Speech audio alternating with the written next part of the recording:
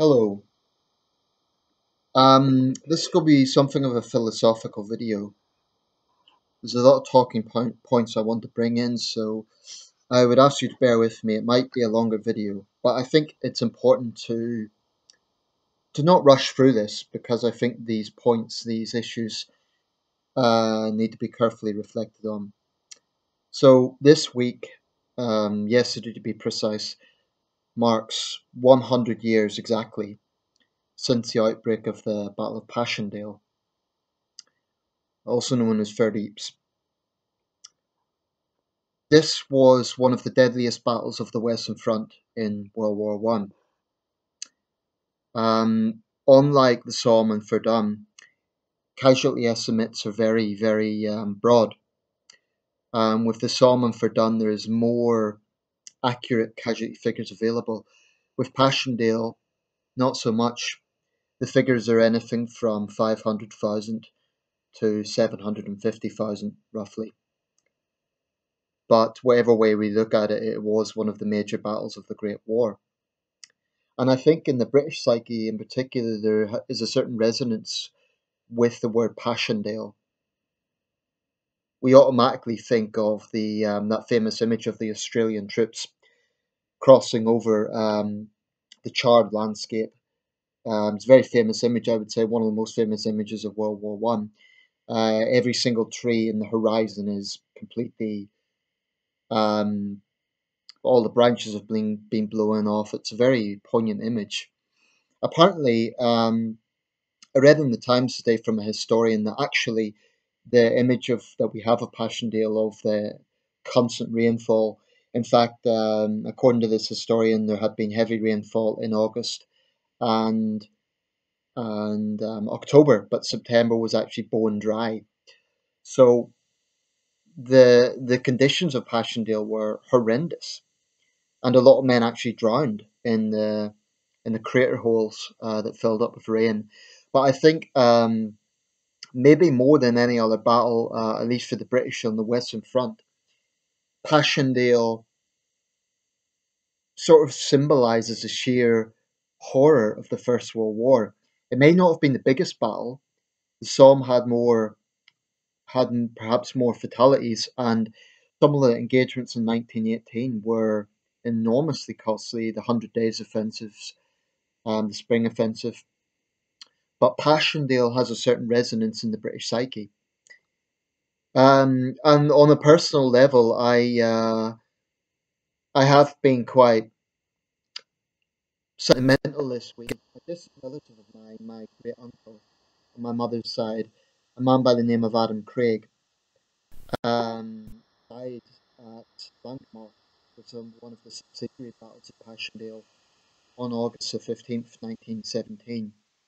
He was 35 and he served with the Royal Irish Rifles.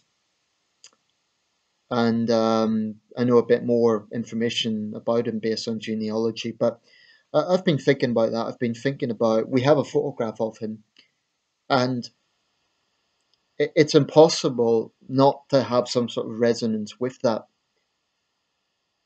World War One goes further and further back in time now. There's no longer any living veterans who saw combat.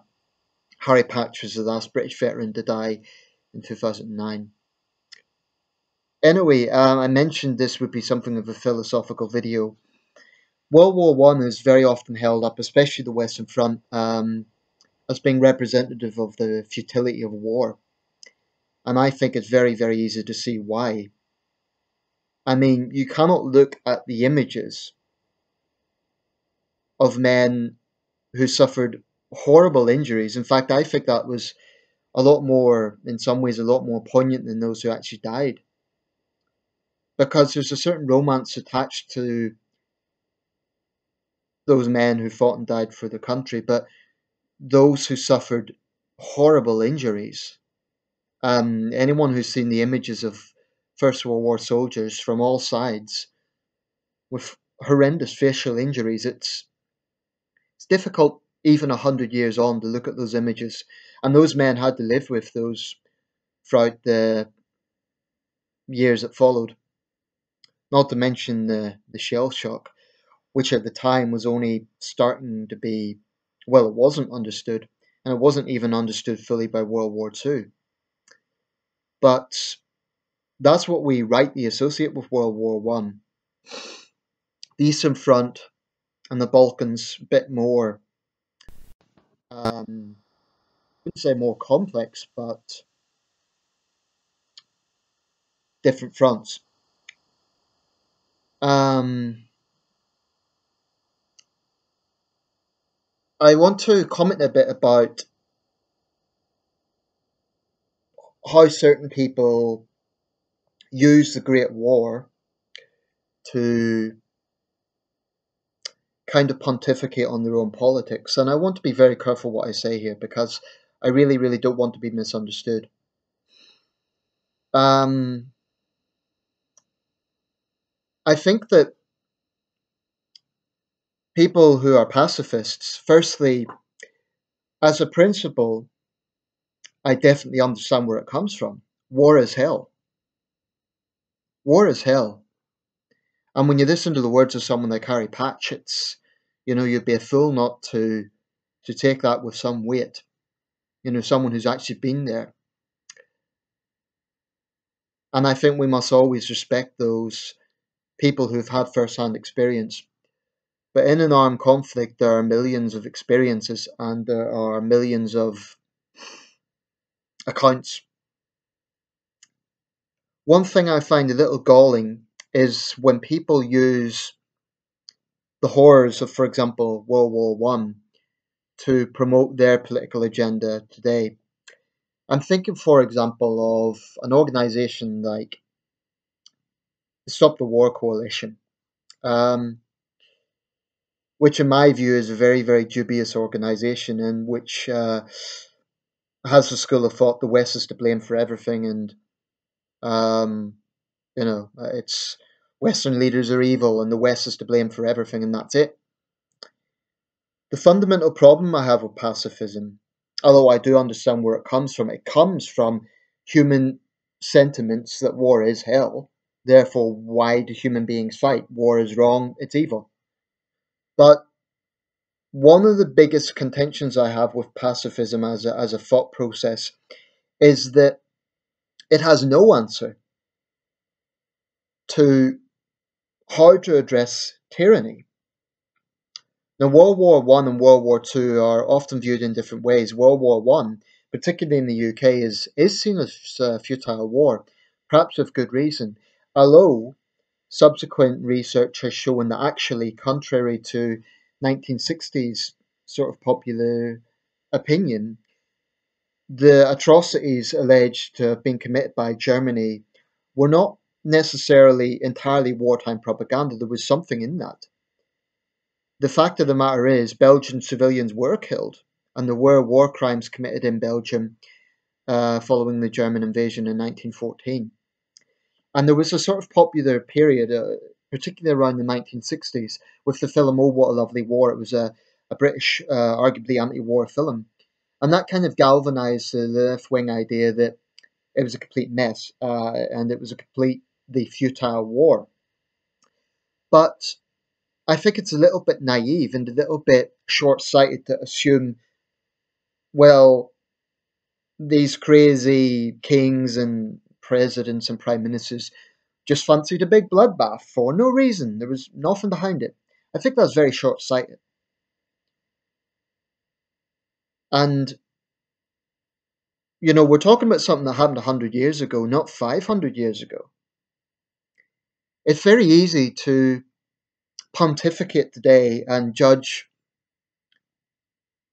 the way things were at a certain time. Now, that's not to mitigate the effects of it, but if we look at other conflicts since then, in all honesty, probably most post-World War II conflicts could have been avoided. And without question, our wars are absolutely futile. Most wars are.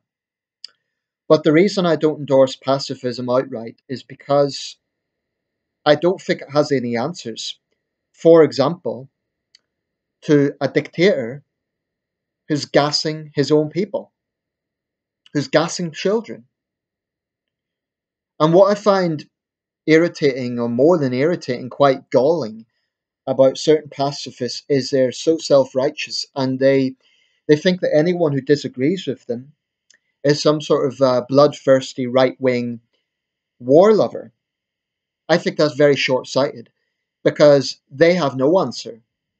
And I don't want to get into specifics about any particular contemporary conflict because that would just be a distraction from what I'm trying to drive at here. The point I would simply make is that anyone can say war is hell. You know, it's kind of stating the obvious, war is hell. But what I find frustrating about the angle that certain pacifists take, I mean, with, for example, the Stop the War Coalition, they're very good at saying war is terrible. Well, yeah, of course it is. And the sky is blue. That's stating the obvious. But they have no answer, like I say, to how to address tyranny. War is hell, but you know what? So is tyranny. And I think sometimes in the pacifist argument that gets overlooked. There's nothing particularly pacifist or moral about turning a blind eye to injustice. And the problem is with that school of thought, you either 100% agree with them, or they will portray you as some sort of warmongering, far right, bloodthirsty maniac. I've no doubt there are some people of that persuasion who do trivialize war and who don't recognize how awful it can be. But I don't have much respect for this idea that, oh, we are holier than you because we have this absolute pacifist mindset. They have no answer to a dictator, like I say, gassing children. They say, oh, it's all Western propaganda. Really? I don't buy that. I just don't buy that because if you take that mindset, then you have to believe that, well, everything that you hear about this particular dictator, oh, it's all lies. Well, actually, he's a misunderstood bloke. He's a good leader. He doesn't. Yeah. There's no torture. There's no killing of civilians, and those civilians who say so are liars. I think that is repugnant in its naivety, and it's sometimes worse than naivety, outright dishonesty. And sometimes this dishonesty comes from a place of trying to vindicate their politics. And what I would say to any people who identify as pacifists watching this, firstly, I'm not one of these people that say, oh, pacifists are cards or pacifists are unpatriotic or something like that. I believe you can be patriotic and be a pacifist. That's not my opinion. And as a logic, being against violence, I understand where it comes from. But if you're going to pontificate and play holier than thou and condemn others, then you have to come up with answers for the alternative. It's no good just saying, oh, war is bad, so let's not have war. And this is particularly resonant at this time. I don't know if we're heading towards another global conflict, but the world is very fragile right now. With what's happening on the Korean Peninsula, anything can happen. And we shouldn't be so sure that we are not capable of seeing another global conflict. Bear in mind, after the First World War, supposedly the war to end all wars, it was thought of as inconceivable that the world would see another conflict of that scale. What happened? An even bigger conflict came along. Now, it's been 72 years since the end of World War II. In fact, today marks, I believe, VJ Day. But it's it would be a bit naive to assume that we are not capable of it. In the long scope of human history, human beings have really went into the abyss many times. I believe the fight against fascism in World War II was necessary. I don't believe it was a pointless war, and I think when pacifists say it was, they're my question will be, well, what was the alternative? What was the alternative? Letting Hitler and the Third Reich carry out their perverse worldview? So I find it a little bit galling sometimes when people make sweeping statements on these things, when they pontificate. I'm not a pacifist, and the reason I'm not a pacifist is because I believe there are times when force is necessary as a lesser evil to confront injustice. And if your school of thought is force is always wrong, then it's one of two things. You're either taking the view that there is always a way to negotiate with madmen, and I think that's a bit naive. I mean, how do you negotiate with someone like Kim Jong Un, or Hitler for that matter? Um, because negotiation with certain people, with certain ideologies, means subjugation, and I believe that's the case with Islamic State. That's what it means. If you give Islamic State what they want, what does it mean? It means condemning thousands of people to slavery, basically. Look what happened when the town in northern Syria was liberated. Um, Women burned their burqas, men shaved their beards off in celebration because they were so